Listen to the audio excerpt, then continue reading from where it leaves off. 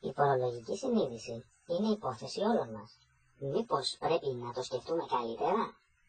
Με το να μην πληρώνουμε σωστά τους φόρους μας, στερούμε από το κράτος σημαντικούς φόρους, οι οποίοι προορίζονται για παραλίμνιες εκτάσεις, ολυμπιακά ακίνητα και σεμνά και ταπεινά αναψυκτήρια. Όταν δεν πληρώνουμε φόρους, διάφοροι τομείς της κοινωνίας δεν μπορούν να ενισχυθούν. Παιδεία. Αν δεν πληρώνουμε φόρους, πώς θα μπορέσει η κυβέρνηση να προωθήσει την εκπαιδευτική μεταρρύθμιση και πώς θα κτιστούν νέα ιδιωτικά κολέγια και πανεπιστήμια? Υγεία.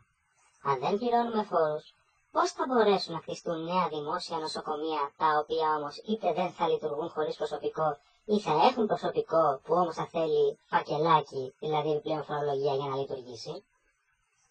Έργα υποδομής.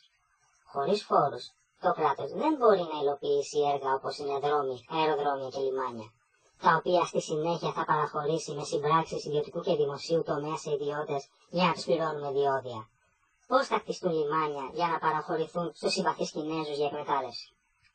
Χωρίς φόρους, πώς θα μπορέσουμε σαν κράτος να βοηθήσουμε την ασθενούσα αμερικάνικη οικονομία τώρα που μας έχει ανάγκη και πρέπει να δαπανίσουμε ακόμα περισσότερα στο εξοπλιστικό μας πρόγραμμα?